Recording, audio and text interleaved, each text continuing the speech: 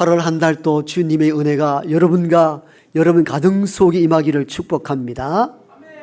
꼭 10년 전인 2015년 7월에 미국의 어떤 한 공항에 중년의 부부가 누구를 기다리고 있습니다. 알고 보니까 중국 고아원에서 보낸 아이들을 입양하기 위하여 기다린 경우였습니다.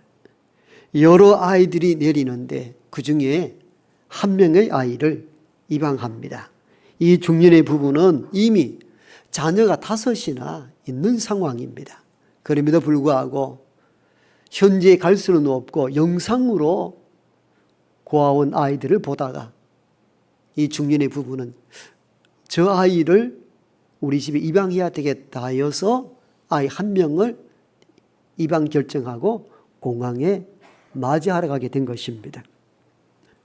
공항에서 만났던 아이는 다운 증후군을 앓고 있는 장애아 고아였습니다. 기자가 물었습니다. 5이 있는데도 불구하고 또 입양하고 그 입양한 아이 중에서도 이 아이를 위해 선택했느냐 하였을 때 이 중년의 부부가 이렇게 말합니다. 그냥 이 아이의 가족이 되어 주어야 되겠다는 생각 때문이었다. 이렇게 고백을 하고 이어서 남편들은 이렇게 이야기합니다. 우리가 저 아이를 도와준다는 것이 아니요. 오히려 저 아이가 우리 집에 오므로 우리 집 가정을 더 행복하게 만들어 줄 줄로 믿는다. 이렇게 고백을 합니다. 다운 증후군을 앓고 있는 장애인 아이가 입양된 것은 신체적으로 능력이 뛰어나서가 아니라 양부모의 선택 때문이죠. 조건 없는 선택. 이를 우리는 신앙을 표현할 때에 은혜라 부릅니다. 은혜의 사건인 것이죠. 오늘 우리가 하나님의 자녀로 살아가는 것은 이와 유사하다 생각하면 됩니다. 어떤 조건이나 어떤 특출함 때문이 아니요. 일방적으로 저와 여러분들을 선택하여 하나님의 자녀 삼으신 하나님의 은혜 때문에 저와 여러분들이 여기 있는 줄 믿습니다. 아브라함이 아브라함 된 것도 똑같습니다. 아브라함은 우리가 알다시피 떠돌이였으며 우상을 섬기는 가정에 자란 그저 그런 한 인간에 불과합니다.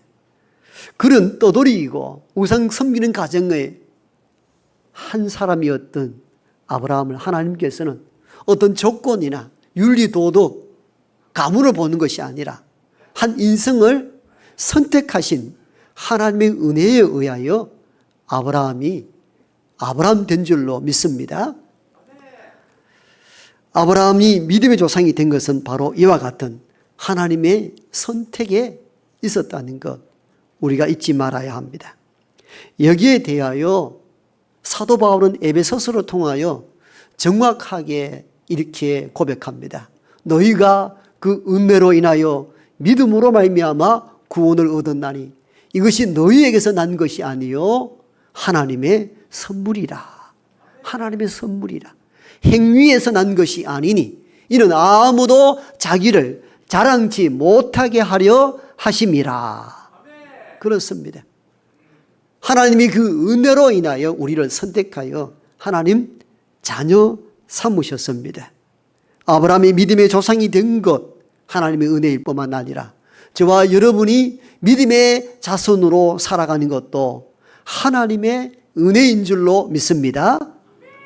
그러므로 우리가 우쭐대거나 자기를 드러내야 될 어떤 이유도 없습니다. 왜? 일방적으로 선택하신 하나님의 은혜이기 때문입니다. 그래서 우리는 아브라함의 하나님이라 할 때 아브라함을 자랑거리로 여기는 것이 아니라 아브라함을 선택하신 하나님의 은혜를 자랑으로 여기는 저와 여러분 되기를 소망합니다. 두 번째, 우리는 아브라함의 하나님이라 할 때에 그 하나님은 어떤 하나님인가 하면요, 사람에게 약속하시고 그 약속을 꼭 지키시는 하나님을 의미할 때 아브라함의 하나님이라 이렇게 일컫습니다. 하나님은 아브라함을 선택하여 그에게 약속하셨습니다.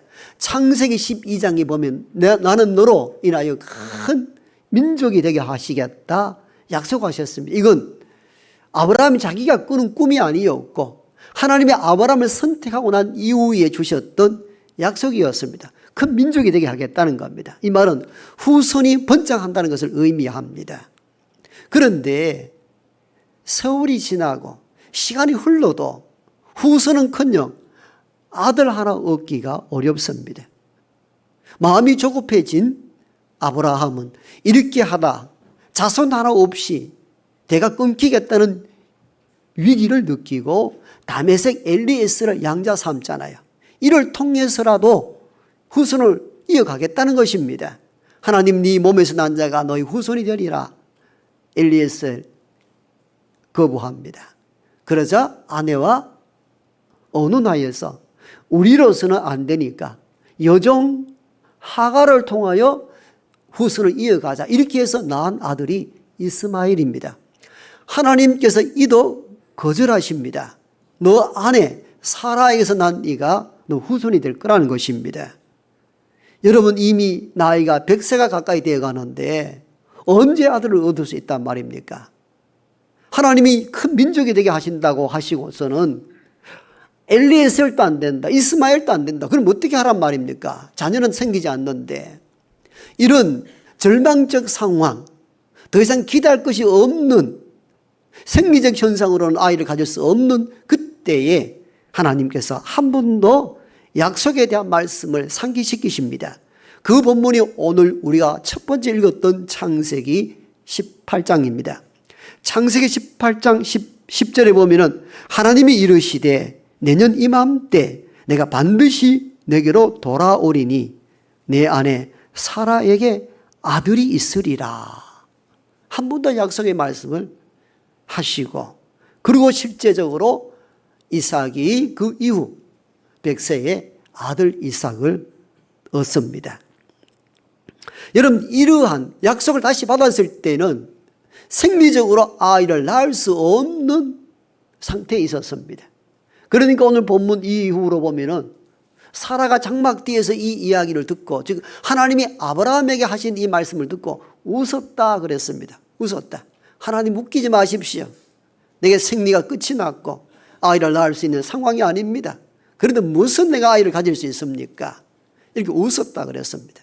그래서 사실은 이삭의 이름이 웃다라는 의미를 갖고 있는 내용이 바로 여기에 기인합니다.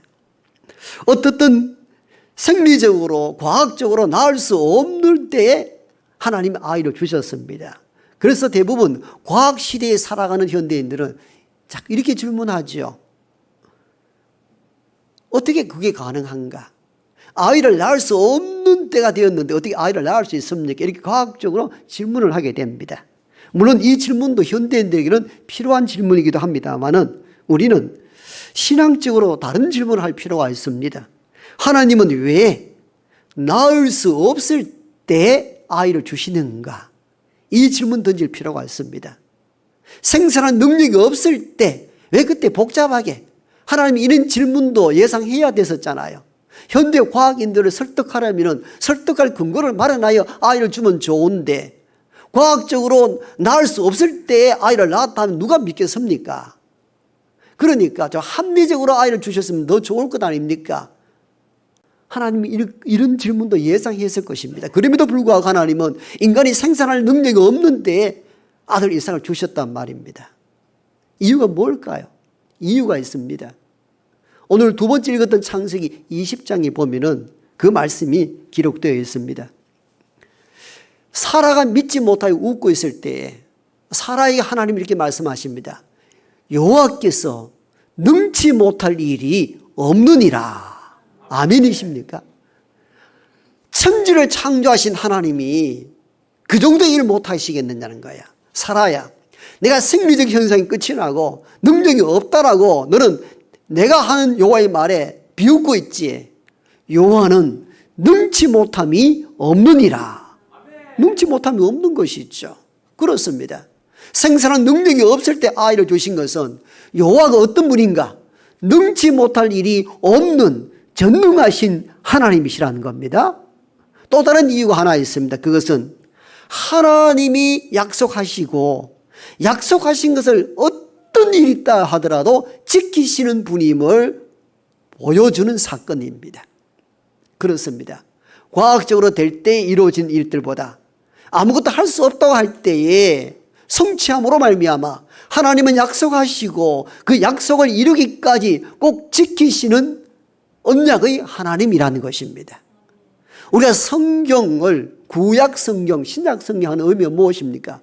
구약, 옛 언약, 새 언약, 약속이란 이 성경은 단순한 철학이나 사상이나 명심보감, 마음을 이렇게 하는 그 정도의 책이 아니라 하나님이 약속하신 언약의 책이십니다. 계약 문서라 그 말입니다. 민수기 23장에 보면은 하나님에 대하여 이렇게 고백합니다.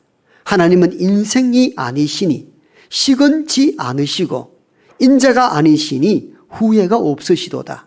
어찌 그 말씀하신 바를 행치 않으시며 하신 말씀을 실행치 않으시랴. 아멘. 하나님은 인생이 아니기 때문에 시건하지 아니하시고 하신 말씀을 반드시 지키시는 언약의 하나님이심을 믿는 저와 여러분 되기를 축복합니다. 세 번째, 아브라함의 하나님은 어떤 하나님인가 하면요, 인간이 넘어질 때마다 다시 일으켜 세워주시는 하나님이십니다. 그래서 오늘 이 세 번째 주제를 제목으로 담았습니다. 다시 이렇게 세워주시는 하나님. 아브라함은 우리가 알다시피 실수와 허물이 참 많았습니다. 자주 넘어졌습니다. 우리는 아브라함을 기억할 때에 두 가지를 주로 기억합니다. 첫 번째, 즉 아브라함을 선택하여 내가 너에게 지시할 땅으로 가라 할 때 갈 바를 알지 못하였으나 말씀 붙잡고 떠났다는 것. 여러분 대단한 믿음이잖아요. 가는 곳이 구체적으로 어디인지 알지 못하였으나 하나님의 약속의 말씀 붙잡고 갔다는 겁니다. 출발이 좋았죠. 그리고 마지막이 좋았습니다. 마지막 어떤 마지막입니까? 창세기 22장에 100세에 어렵게 얻은 아들 이삭을 바치라 하였을 때에 지체 없이 그 아들을 바칩니다. 우리는 주로 아브라함의 믿음의 조상이라 말할 때 이 두 가지 첫 출발과 마지막 결론, 사실 첫 출발과 결론이 중요하긴 중요해요. 이 두 가지를 생각하기 때문에 아브라함은 역시 믿음의 조상답게 살았고 믿음의 조상답게 마무리를 했다, 이렇게 결론 짓는 것이죠. 그런데 첫 출발과 결론 이 사이에 아브라함의 여정, 삶을 보십시오. 거의 다 실수투성이었습니다. 아주 많이 넘어졌습니다. 믿음으로 살지 못하고 인간적으로 살려고 발부둥 친 아브라함의 흔적들이 처음과 결론 이 사이에 다 배경으로 깔려 있습니다. 따라서 우리는 처음과 끝의 아브라함을 보고 역시 믿음의 조상답다라고 평가하는 것이 아니라 그 중간중간 삶의 영역에서 그는 어떤 삶을 살았는지를 봐야 합니다. 그리고 그 가운데 하나님은 어떻게 아브라함에게 임재하고 개입하셨는가도 똑똑히 보셔야 합니다. 우리는 이미 오래 믿은 사람들, 말씀을 많이 읽고 있는 사람들은 아브라함이 어떤 생애를 살아왔는지를 다 압니다. 하나님 말씀 붙잡고 갈 바를 알지 못하였으나 갔어요. 갔더니 가나안 땅입니다. 기근이 심하여 돌아서 버렸습니다. 여러분, 이게 우리 신앙의 모습들이기도 합니다. 우리가 말씀을 들었을 때는 마음이 뜨겁습니다. 야, 이렇게 은혜 받고 살아야지, 이런 믿음을 살아야지 하지만도 이 예배당을 나서고 세상으로 들어가는 순간 하나님의 말씀이 잊혀져 버리고 옛날 모습으로 돌아갈 때가 많잖아요. 이 모습을 아브라함을 통하여 보게 됩니다. 말씀에 의지하여 갈 바를 알지 못하였으나 하나님이 약속한 장소로 갔는데 가보니까 먹을 것이 없어요. 마음이 식어버렸습니다. 금방 애굽으로 돌아서 버렸잖아요. 이 아브라함의 모습은 현대를 살아가는 우리의 모습을 투영시키고 있습니다. 우리가 그래요. 말씀의 은혜를 입었을 때는 무엇이든지 할 것 같지만도 세상 힘든 일을 만나면 금방 식어버립니다. 옛날로 돌아가 버리죠. 이게 아브라함의 모습이며 현재 저와 여러분의 모습일 수 있다는 걸 잊지 말아야 합니다. 애굽에 돌아간들 쉬운 일이 있었습니까? 두려움이 일어나기 시작했잖아요. 애굽의 왕이 예쁜 나의 아내를 빼앗아가면 어찌할까라는 두려움 때문에 아내를 내어주고 자기 생명을 부지하려 했던 인물이 아브라함이었습니다. 그런데 놀랍게 그 실수와 허물투성이인 그 상황에서 가정이 깨어질 상황에 놓여 있었는데 하나님이 적극 개입하시잖아요. 바로 왕에게 나타나시어 큰 재앙을 내립니다.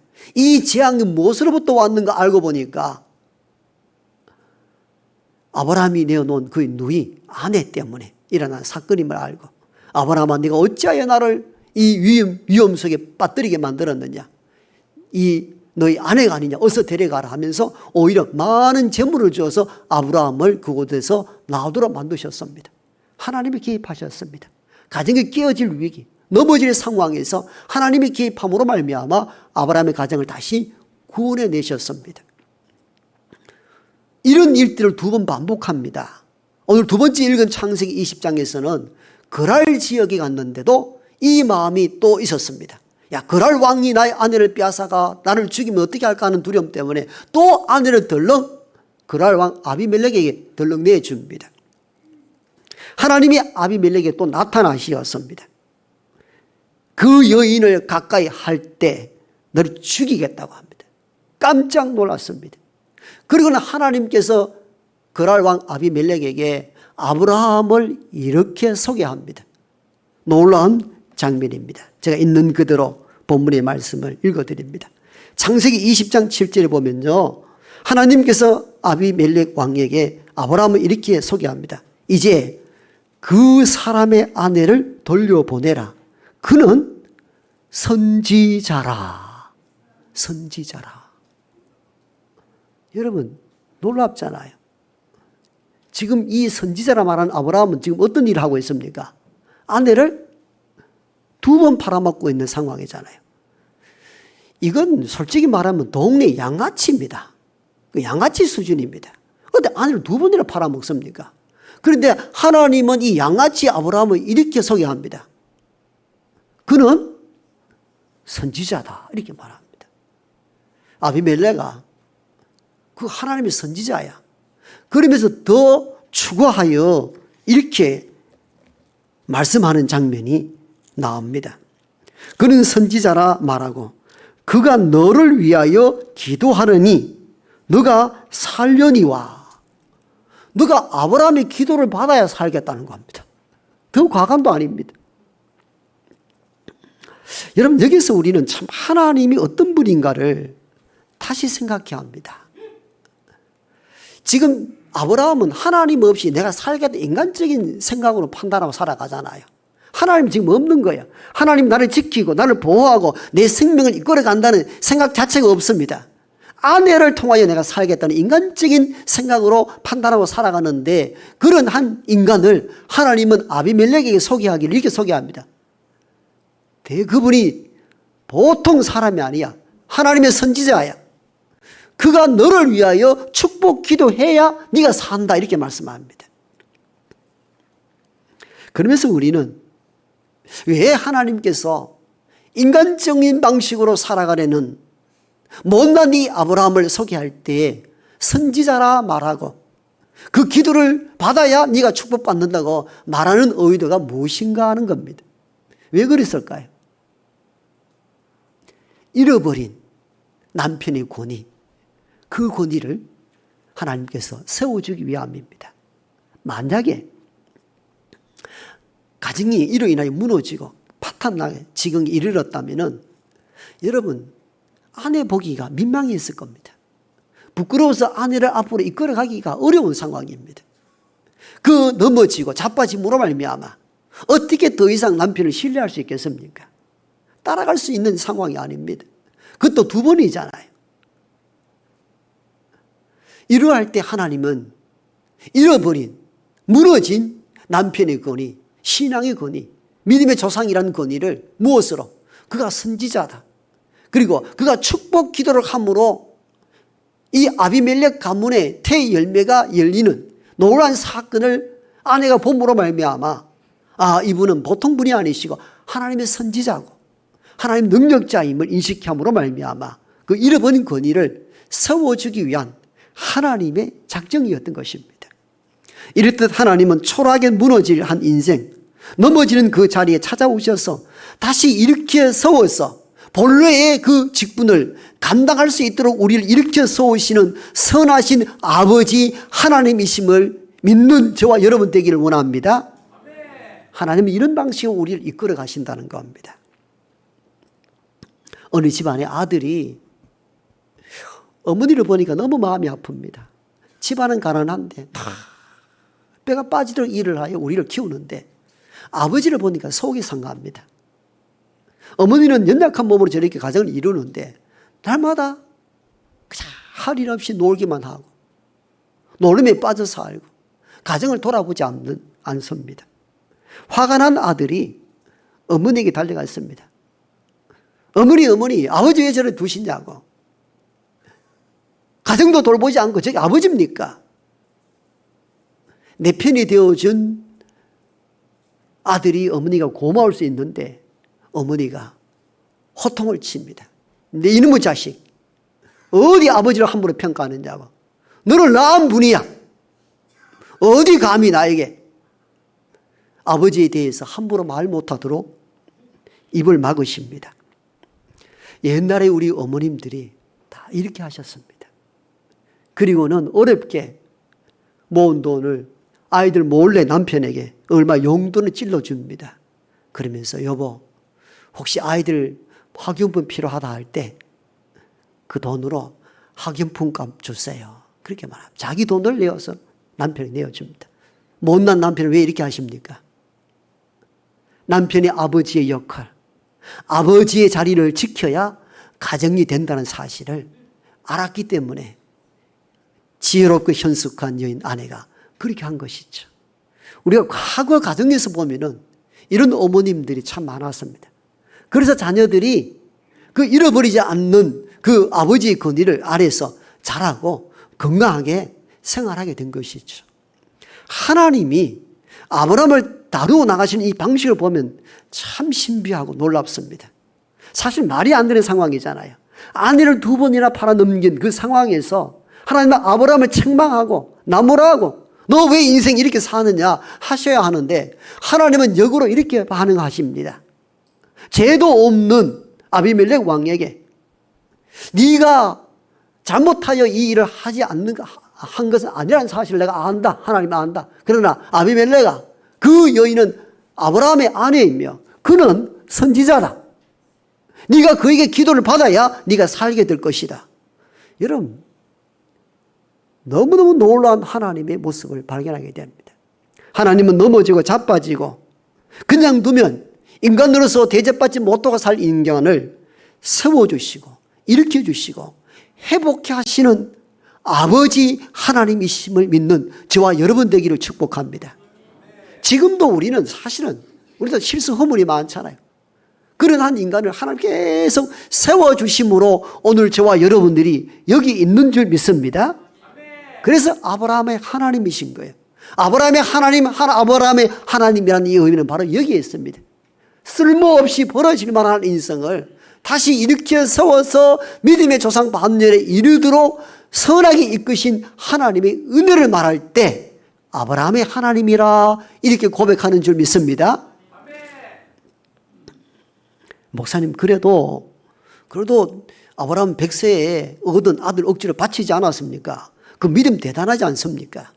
맞습니다. 그 믿음 찾아보기 어려울 정도로 맞습니다. 누가 그 일을 할 수 있겠습니까? 이런 100세에 어렵게 얻은 아들을 달란다고 내어놓을 수 있는 사람이 얼마나 됩니까? 하나님도 그 부분을 인정하셨잖아요. 아브라함아 칼을 거두어라. 네가 이제 나를 사랑하는 줄 내 이제 알았다.